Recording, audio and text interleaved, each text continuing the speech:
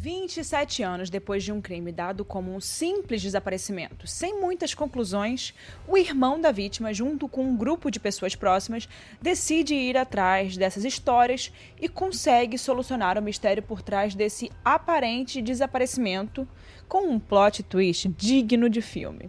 E é claro que essa história foi parar nas telinhas, né? Na verdade, nos streamings, né? Porque agora a gente não fala mais de telinha, a gente fala de streaming. Lançado nesse mês de dezembro, como uma das maiores apostas da Netflix, o desaparecimento de Bridget Mayer é, sem sombra de dúvidas, uma história interessante e assustadora.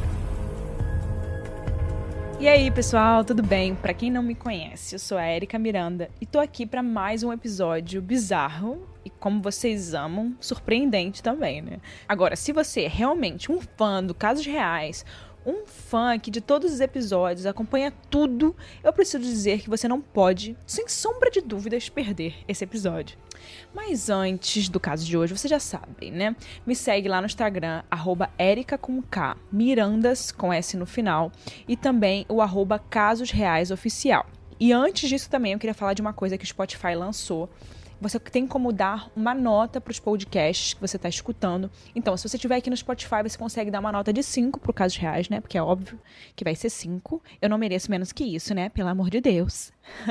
Então, deixa aí, clica aí no botão, dá 5 estrelinhas aqui pro Casos Reais, porque, poxa, a gente batalha aqui. Agora já não sou eu sozinha mais, tem a Hannah comigo no roteiro. Então, vocês já sabem, né? Agora eu preciso de ajuda. E também dizer que a gente sempre deixa umas perguntas aqui no final de cada episódio. Então, se você estiver pelo Spotify, você consegue responder essas perguntas. Ou também você consegue dar uma nota em qualquer streaming que você estiver escutando, em qualquer plataforma que você estiver escutando, você tem como dar uma nota. Então agora eu vou chamar aqui a vinheta e vou te chamar para desvendar o passo a passo do que se tornou uma das mais longas investigações criminais de que se tem notícia até os dias de hoje. Então, vamos pro caso de hoje.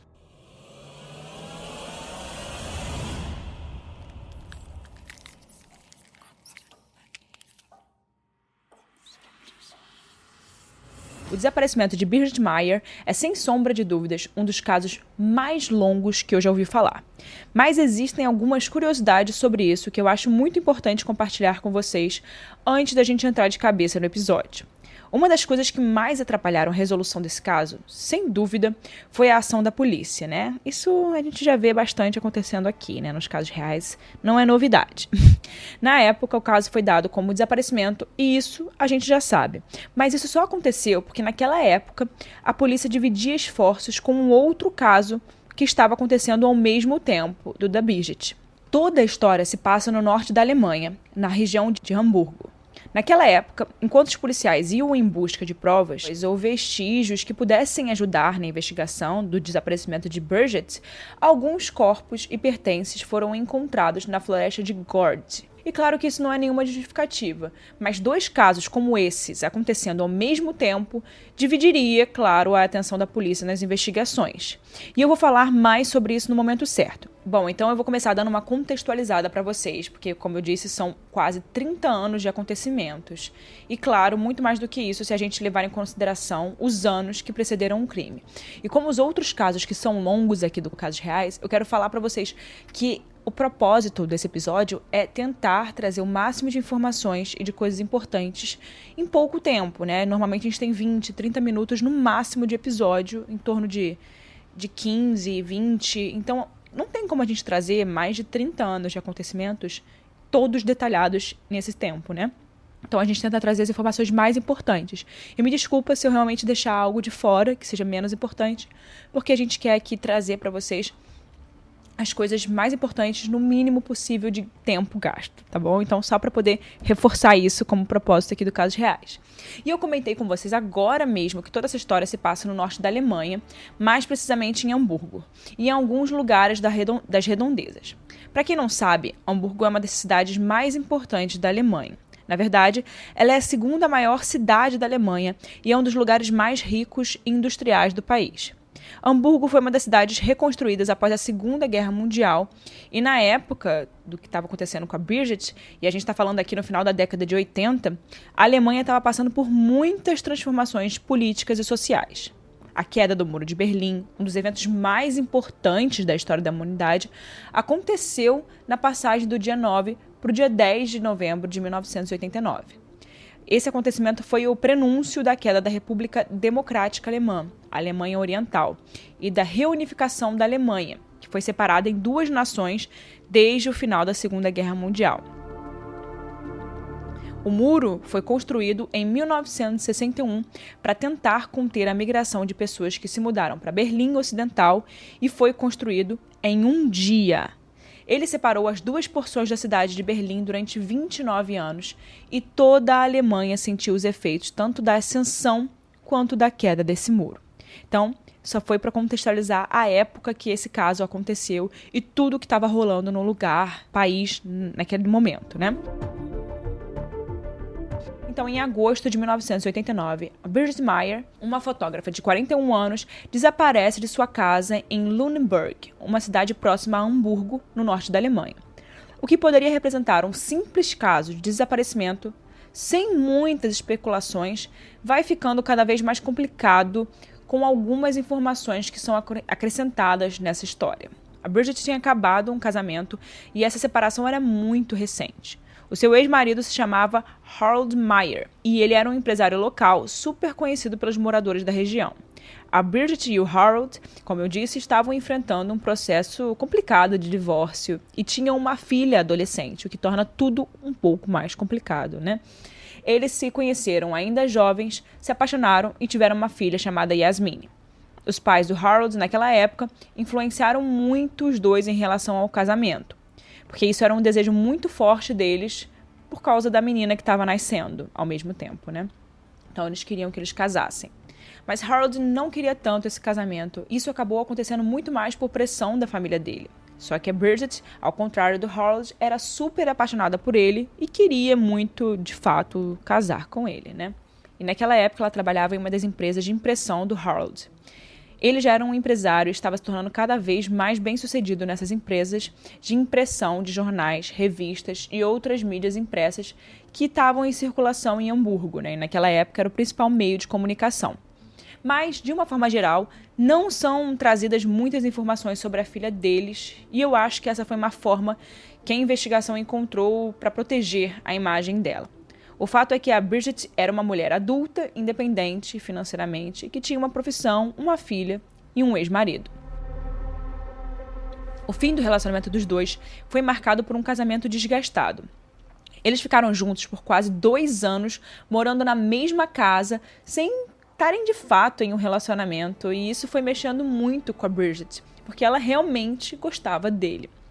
E ela foi se colocando cada vez mais dependente do álcool, e a família dela estava super preocupada com tudo que estava acontecendo, porque ela não estava bem e ela deixava, e dava para ver que ela não estava bem, né? Então, volta e meia eles iam encontrá-la para dar esse apoio emocional de alguma forma e para checar se estava tudo bem mesmo com ela. Então, o apoio da família ali naquele momento foi muito importante para ela. E as coisas, como já se imaginavam, não estavam indo bem. E nesse meio tempo, ela descobre que o Harold estava tendo um relacionamento amoroso com uma outra mulher e ela ficou super mal com essa história. Em 1989, ele conta para ela que deu entrada nos papéis do divórcio e ela acaba, tendo que aceitar essa situação, até porque o casamento não existia mais. E ele já tinha encontrado uma nova pessoa e já estava em um relacionamento amoroso. Então não tinha muito o que discutir, não tinha muito o que tentar naquela altura do campeonato, né? E eles chegaram a marcar para conversar sobre o acordo de divórcio na casa de Birgit, até que, na noite em que isso de fato aconteceu, e ela encontra com o ex-marido, horas depois ela recebe uma ligação da filha deles, perto da meia-noite, e conta para a filha que estava indo dormir. A filha já sabia que a Birgit não estava bem e ela resolveu ligar mais uma vez para ter certeza de que a mãe estava bem, mas a Birgit não atende mais o telefone. No dia seguinte, a Yasmin, filha deles, foi logo de manhã cedo para a casa da mãe, porque ela ficou preocupada com tudo que estava acontecendo e mais preocupada ainda por ela não ter atendido o telefone de novo. E para surpresa dela, a mãe não estava em casa, o que não era comum. Na verdade, a menina encontrou a porta da frente da casa aberta, com as janelas da sala e dos quartos abertos. Aquilo era muito estranho, porque a Bridget não costumava deixar a casa daquele jeito, né? Ainda mais porque ela tinha alguns animais de estimação. Imagina, você deixar a casa aberta com cachorrinhos, doguinhos, gatinhos, eles podem ir embora, né? O mais estranho disso tudo foi que a Yasmin encontrou a casa naquele estado, mas não encontrou a mãe. Ela simplesmente não estava em casa. Eu comentei com vocês no início do episódio que o caso da Bridget estava realmente dividindo a atenção dos policiais com um outro caso da época. Naquele mesmo momento, alguns corpos de pessoas, na verdade de 2 casais, foram encontrados em uma floresta próxima e a polícia intensificou as buscas e as investigações para entender o que estava por trás desses assassinatos sem motivo, né? Quando a Bridget desaparece no meio de todos esses casos, acaba que o que acontece com ela não tem tanto peso e as investigações que já estavam acontecendo por conta dos corpos que foram encontrados na floresta eram muito mais faladas e tinham muito mais visibilidade por parte da polícia. A preocupação era muito maior com esses casos porque, de fato, foram corpos encontrados e ela, enquanto isso, era só um desaparecimento que normalmente a polícia nunca trata um desaparecimento de forma, né, como se fosse algo importante nas primeiras horas, nos primeiros dias, né? A polícia sempre pede para esperar, né? Porque provavelmente a pessoa vai voltar. E, enfim, todos os casos de desaparecimento a gente fala sobre isso, mas sempre é a mesma coisa, né? Nunca se leva muito a sério um desaparecimento até que de fato tenha algo que demonstre que realmente a pessoa não saiu para passear, para tirar férias, que é o que a polícia diz que pode ter acontecido, né? Então a preocupação com esses outros casos, com esses outros corpos que foram encontrados, era muito maior. O ex-marido dela, o Harold, pareceu não se envolver muito nas buscas de Bridget, o que ficou um pouco estranho, né, para quem estava acompanhando. Apesar de ele ser uma pessoa influente, ele não se envolveu nem um pouco, não quis colocar o nome dele na história. Na verdade, ele era considerado um dos suspeitos pelo desaparecimento dela, já que ele era o ex-marido e também tinha toda essa questão super delicada do divórcio e da descoberta de novo relacionamento. Normalmente, quem é o parceiro, né, da pessoa sempre se torna um dos principais suspeitos, né, quando acontecem essas coisas. E enquanto as buscas e investigações estavam acontecendo, algumas fotos e depoimentos começaram a surgir. A polícia ficou sabendo que a Bridget era muito próxima de um casal de vizinhos que moram literalmente do lado da casa dela e do Harold. Parece que ela era bem amiga desse casal e eles faziam muitas coisas juntos. Inclusive, o marido dessa amiga fazia alguns serviços no jardim dela e na casa de alguns outros vizinhos.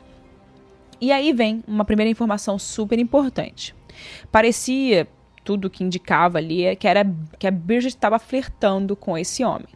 A polícia teve acesso à informação através de uma testemunha que revelou para os policiais que Kurt Wishman, seu vizinho, talvez fosse um pouco mais que um vizinho e amigo. Algumas fotos vieram à tona no meio das investigações e ela era sempre vista ao lado dele em várias ocasiões.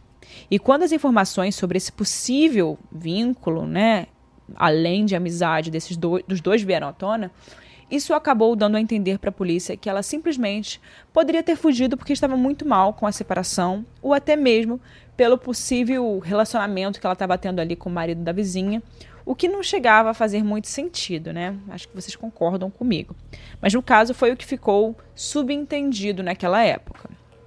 E no meio disso tudo, temos uma pessoa extremamente importante para a nossa história. O irmão de Bridget, Wolfgang Silaf. Gente, não sei se eu estou falando certo, porque é muito complicado o nome dele.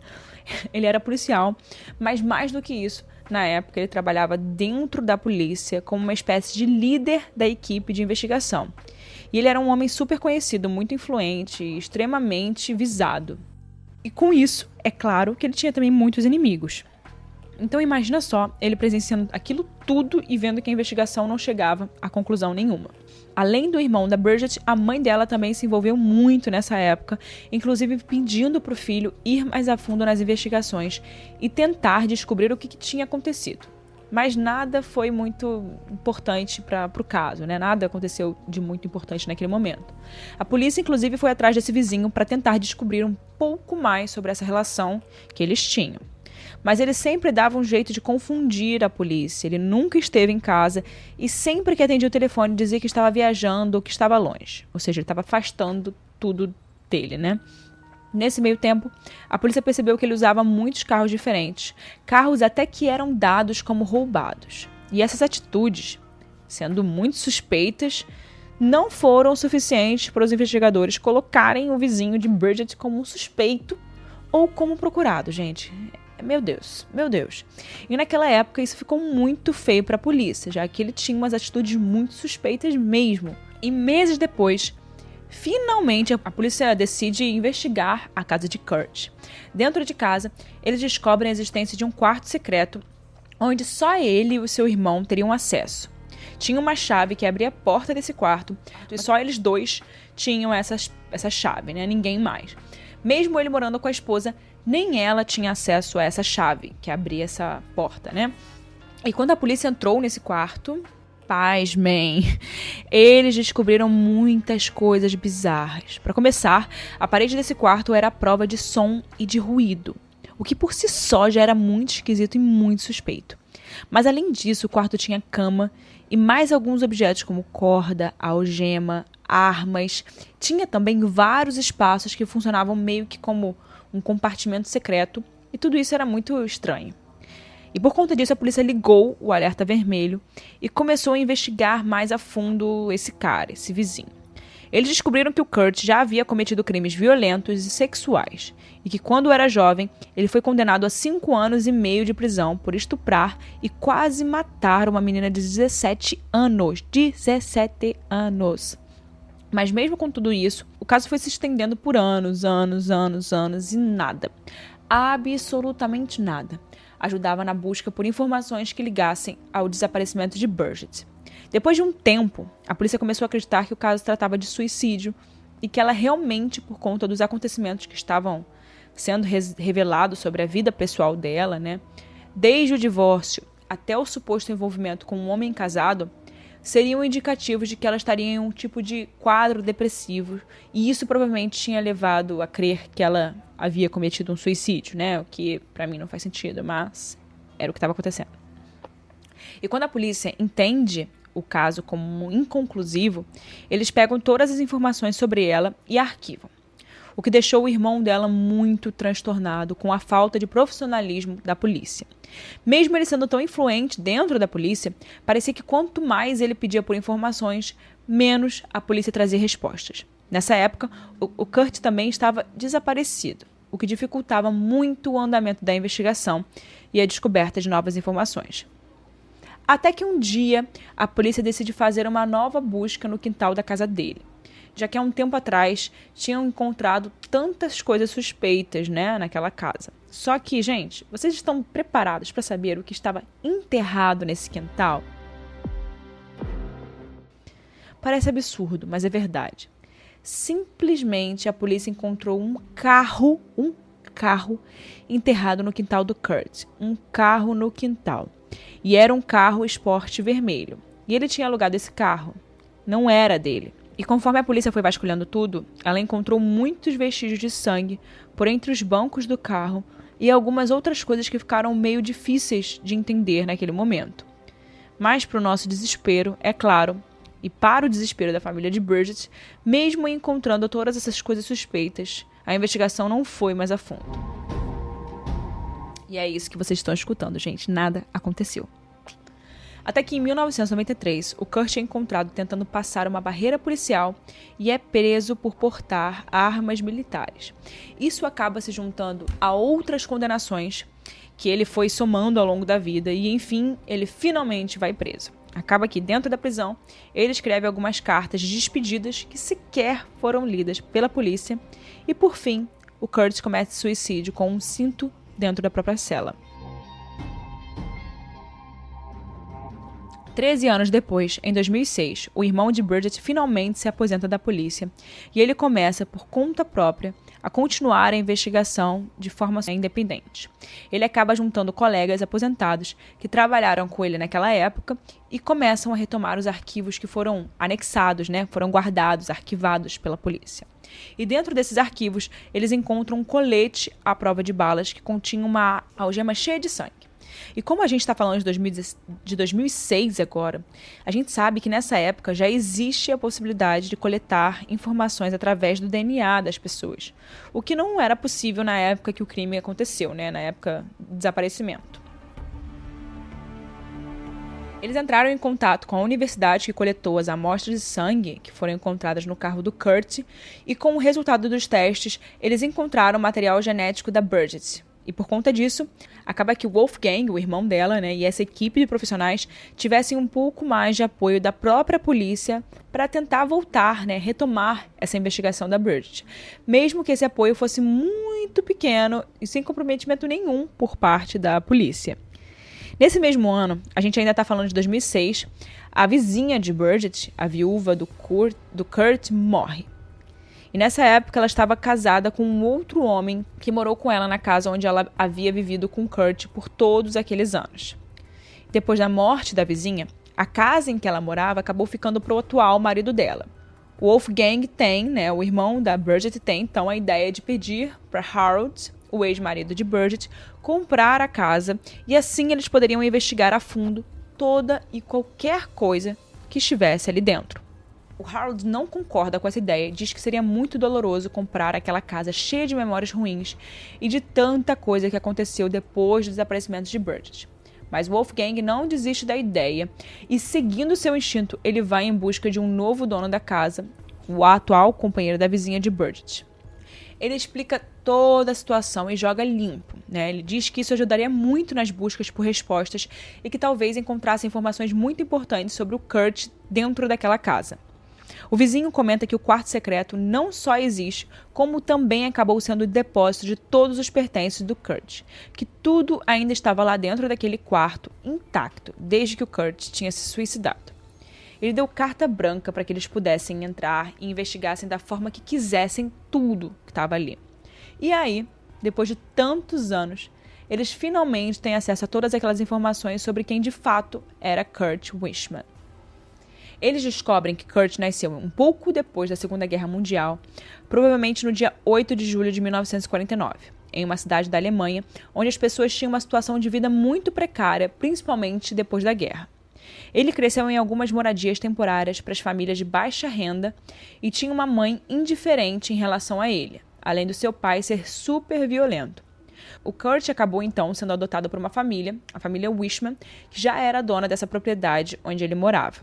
Ele cometeu o seu primeiro crime aos 14 anos, usando um cortador de vidro para invadir a casa de um inquilino do pai adotivo dele. Supostamente ele subiu na cama para sufocar a matriarca da família, a mãe, né, da família, e algum tempo depois ele disse que sua intenção era apenas roubar dinheiro. Ele foi sentenciado a 1 ano no reformatório, mas ele fugiu quando deveria estar na prisão. E no meio daquelas buscas, eles encontraram muitos vídeos com discursos do Hitler, que provavelmente era um líder que o Kurt admirava, e no meio disso tudo também tinham fitas de pornografia e muitas outras coisas estranhas. Nas investigações, eles acabam retomando as cartas que foram escritas pelo Kurt antes dele cometer suicídio. Cartas essas que nunca tinham sido lidas pela polícia e vão ligando todas essas informações. Uma das cartas pedia à sua esposa para manter sua propriedade dentro da família e não vender para ninguém, o que dava a entender ali a preocupação dele ao vender a casa para alguém que pudessem desenterrar algo ou acabar revelando alguma informação, né? Que era o que estava acontecendo. Eles descobriram que quando jovem, o Kurt se interessava muito pela floresta daquele lugar e levava muitos amigos para lá. E quando eles estavam entrando na floresta, o Kurt mostrava coisas super interessantes para esses amigos, como esconderijos, armadilhas, coisas que ele havia descoberto naquela vegetação da floresta, e isso foi mostrando o quão interessado ele era pelaquela floresta. Mas mais do que isso, o quanto ele conhecia todos os cantos daquele lugar, daquela floresta. E foi aí que ele começou a mostrar sinais de suas tendências violentas, ferindo, matando e enterrando animais. Isso é um ponto muito importante quando a gente fala de pessoas psicopatas, né? Normalmente tem uma linha de que as pessoas que têm essas tendências de matar animais, fazer coisas ruins com animais, elas têm um pezinho ali na psicopatia. E já adulto, ele construiu toda a sua vida com base em documentos falsos, currículos falsos e a fachada de um homem casado e feliz. Mas, na verdade, ele tinha um lado da vida que ninguém conhecia. Ele era garoto de programa. Ele vivia, literalmente, uma vida dupla. Mas na época em que ele e a Bridget se conheceram, ele trabalhava como jardineiro do cemitério da cidade e, por isso, fazia serviço nos jardins dos vizinhos. Todas aquelas informações, milhões de informações, foram sendo encontradas e analisadas pela polícia, e não é nem um pouco surpreendente que, agora, eles encontraram uma ligação entre o Kurt e o local daqueles crimes que a polícia estava investigando na mesma época do desaparecimento da Bridget. Diante dessa possibilidade de investigar mais a fundo a vida do Kurt, e é claro, e o sinal verde para revirar toda a casa, para poder ver tudo daquela casa e descobrir o que fosse necessário, os investigadores decidiram mais uma vez cavar aquele jardim que já havia revelado um carro alguns anos antes. No dia 29 de setembro de 2017, eles desenterraram Bridget Maier na casa em que Kurt Wishman morou. Aos poucos, eles foram encontrando seus ossos e, por fim, acharam sua cabeça dentro de um saco de lixo azul. E não tinha dúvidas, de que era a cabeça dela mesmo, porque estava preso nas orelhas dela um brinco que o ex-marido, Harold, tinha dado para ela de presente alguns anos antes.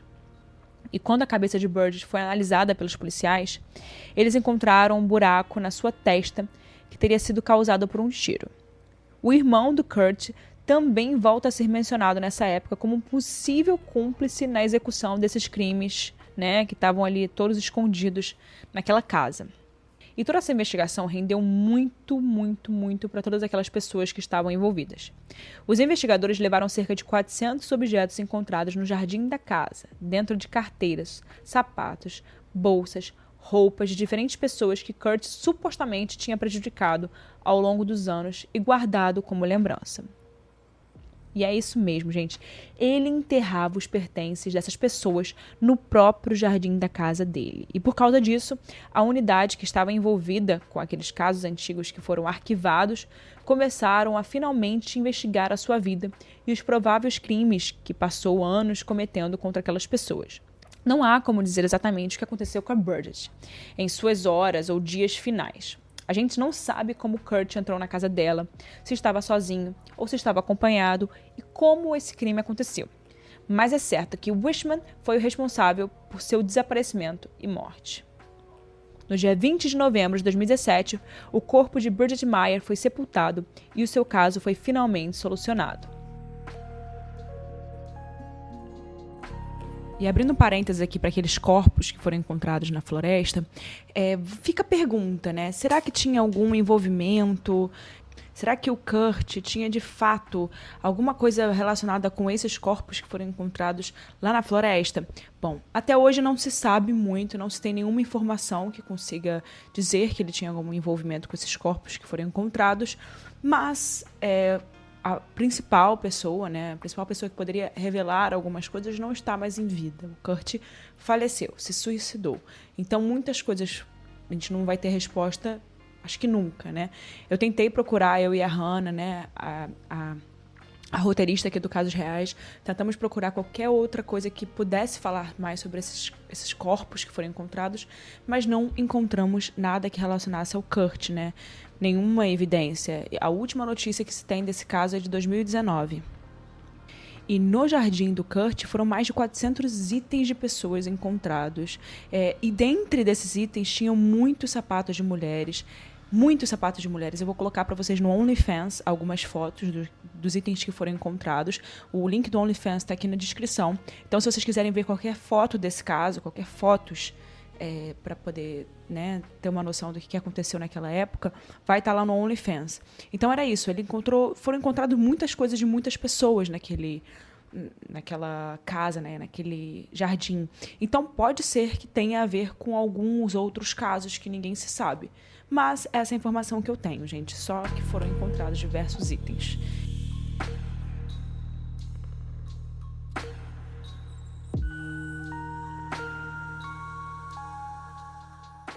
Gente, e agora é aquela hora que eu trago aqui um pouco da minha opinião, No final eu sempre trago a minha opinião. E eu fiquei tão vidrada nessa história que eu corri para trazer ela para vocês. É absurdo como a polícia foi tão omissa nas investigações e quanta coisa importante eles deixaram passar.